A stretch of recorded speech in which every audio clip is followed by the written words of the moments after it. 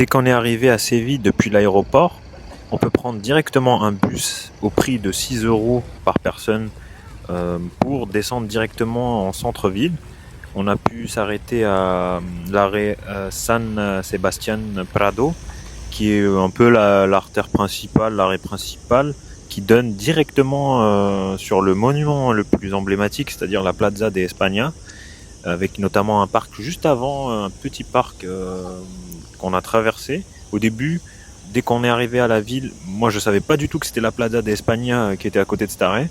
Donc c'est juste que, du coup je disais que c'est juste que le bâtiment m'avait intrigué par son architecture plutôt impressionnante et très détaillée. Donc vous pouvez l'admirer, il est très très beau, c'est une des entrées.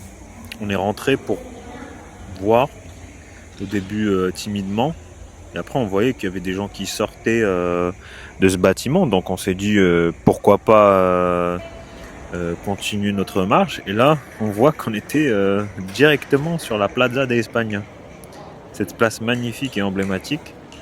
Et c'était plutôt cool parce que ça nous a permis de voir directement après notre vol cette magnifique place.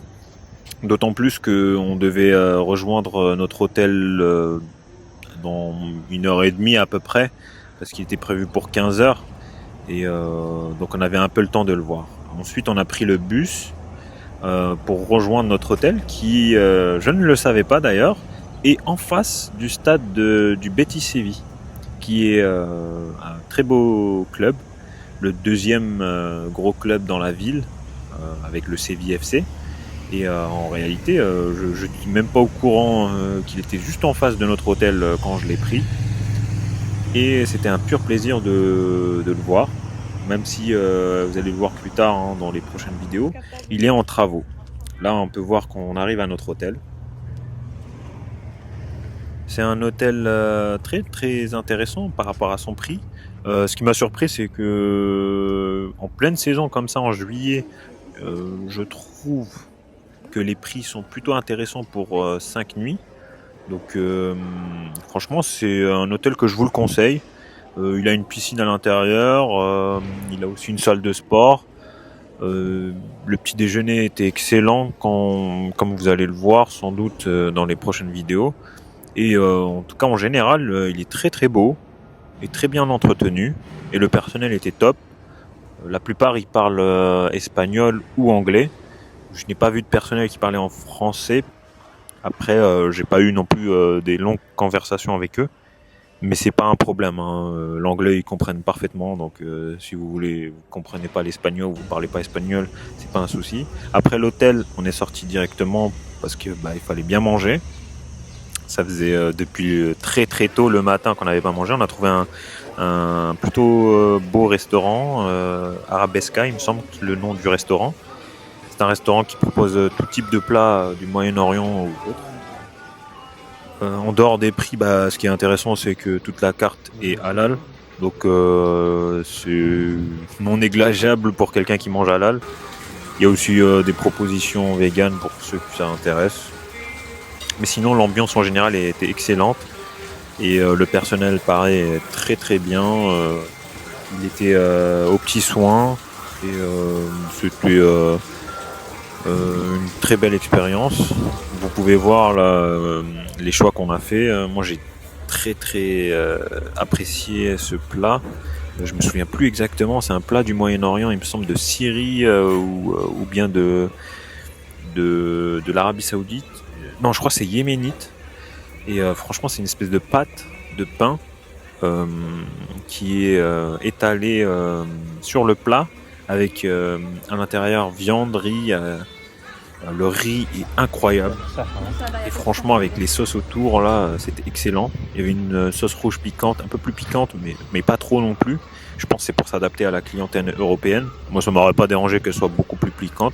Et une sauce blanche un peu style fromagère, mais pas non plus écœurante.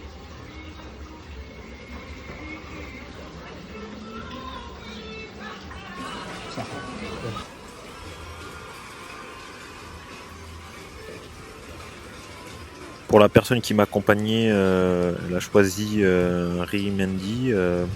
avec un demi-poulet offert, donc offert avec le plat quoi, ce qui est incroyable. Ensuite, pour digérer un petit peu, on est parti se balader. On n'a pas voulu non plus trop s'épuiser vu qu'on a eu toute la fatigue du vol et de se lever très tôt. Parce on avait pris un vol matinal pour arriver à midi à Séville, sachant que c'est à peu près 2 heures de vol. Là, on peut admirer une petite place qui n'est pas loin du restaurant où on a déjeuné. On a continué de se balader et en fait, cette place se trouve directement à côté de la Giralda, l'énorme cathédrale qui était anciennement, il me semble, une mosquée et qui est devenue une cathédrale. À l'origine, la Giralda a été construite à la fin du 7e siècle comme minaret de la grande mosquée de Séville, sous la dynastie almohade. Puis après la reconquête chrétienne de la ville en 1248, ce minaret a été transformé en clocher et ensuite par la suite au XVIe siècle il me semble, il y a eu un rajout dans le style Renaissance et ça permet de voir le mélange entre l'architecture islamique et l'architecture chrétienne.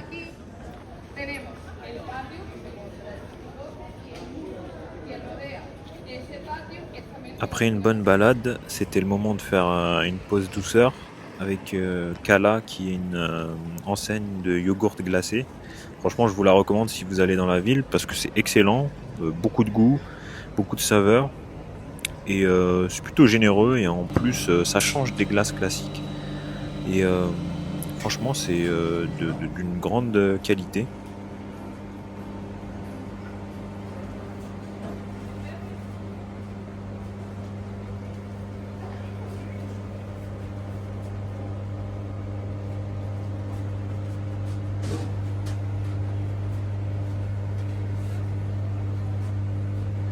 Du coup, on a choisi une tulipa des cucurucho et un pot de taille moyenne, avec chacun des goûts différents afin de se faire quelques tests.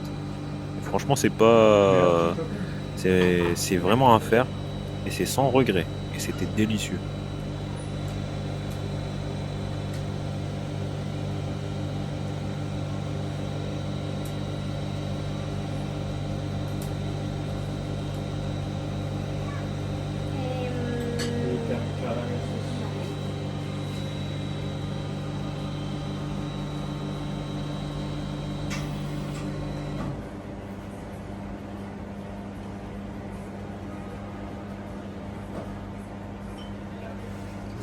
Ces deux glaces ont été mangées à la Plaza del Salvador, qui est une place emblématique de Séville, avec notamment la Iglesia del Salvador, qui est la deuxième plus grande église de la ville, après la cathédrale, et qui est aussi construite sur l'emplacement d'une ancienne grande mosquée de la ville.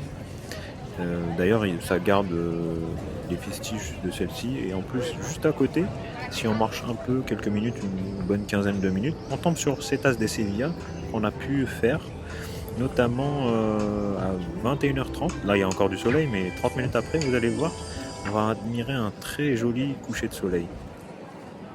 Pour revenir sur la Plaza del Salvador, juste pour faire référence, c'est une place où j'ai l'impression que toutes les rues mènent à cette place. C'est dingue. Et en plus, on y retrouve plein d'enseignes délicieuses au niveau sucré, comme la glace au yogourt qu'on a mangé juste avant.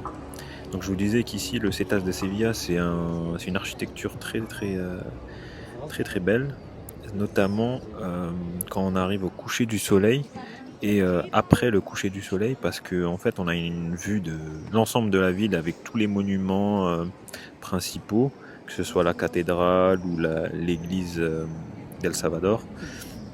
Et ce qui est bien, c'est vous pouvez voir le monde, c'est qu'on va pouvoir admirer un magnifique coucher de soleil. Évidemment, c'est très demandé ces horaires-là. Heureusement, on a pu les avoir. Mais franchement, ça vaut le coup. Et c'est magnifique, il n'y a rien à dire. Et vous allez pouvoir admirer un beau coucher de soleil que j'ai filmé et que j'ai fait en accéléré juste après.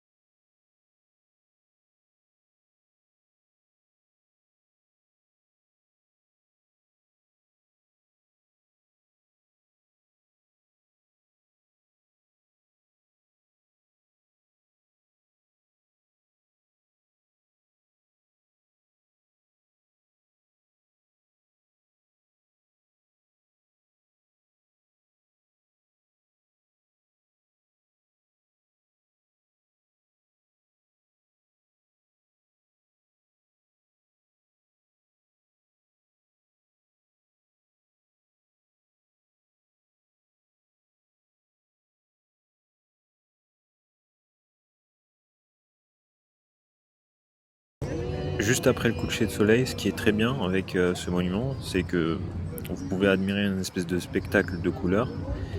Ce qui est bien, c'est de pouvoir le faire à l'intérieur même du monument et ensuite de sortir et de pouvoir le voir depuis l'extérieur. En général, ce spectacle, c'est juste après le coucher de soleil, donc c'est mieux de prendre, on va dire, les horaires 21h30, 22h, parce qu'en gros, on doit rester sur le monument pendant 1 heure maximum. Après, je sais pas trop comment ils vérifient que les personnes restent 1 heure maximum, mais en tout cas, c'est ce qui est noté dans la feuille lors de l'achat. Et je vous recommande aussi d'acheter en avance pour pouvoir visiter tranquillement et ne pas faire la queue pour acheter les billets. Je vous laisse admirer ce spectacle de couleurs.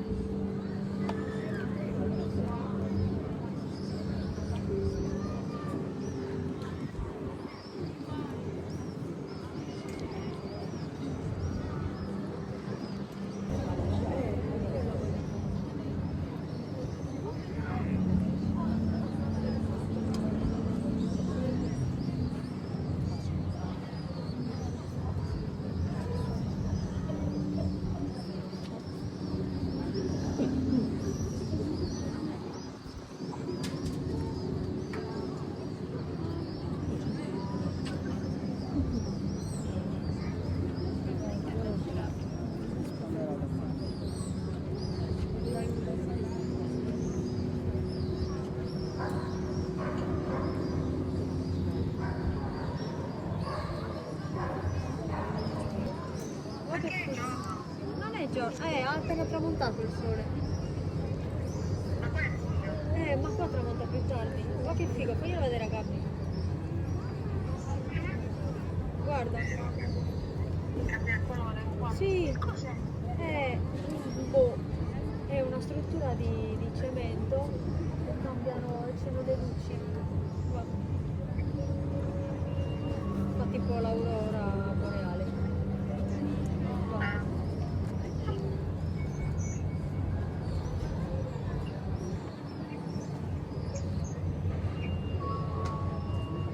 Anche Simona per qua appena tanto.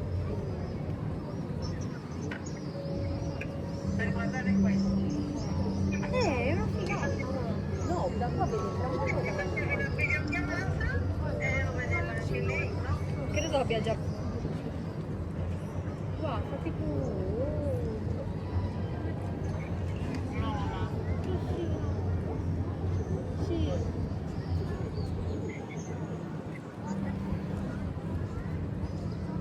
E vabbè, in caso fammi sapere quando ti viene bene.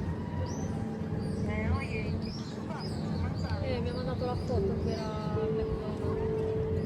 Infatti ho detto, ma devi rientrare da Tanaunella o da Nonananda? No, da Nonananda. no, la poteva andare, ma no, tanto oggi pomeriggio mi devo allenare. Lo riporto qui. C'était un vrai plaisir de voir ce spectacle, mais je vous cache pas qu'à ce moment-là de la journée, on était très fatigué par rapport à tout ce qu'on a vu et la marche, le vol, le fait de se réveiller très tôt. Donc on voulait qu'une chose, rentrer et dormir et pouvoir se reposer pour profiter les prochaines journées. Donc j'espère que cette première vidéo de vlog vous a plu. N'hésitez pas à mettre un like et de commenter un masse parce que c'est ce qui permet le référencement et abonnez-vous à la chaîne. Merci beaucoup.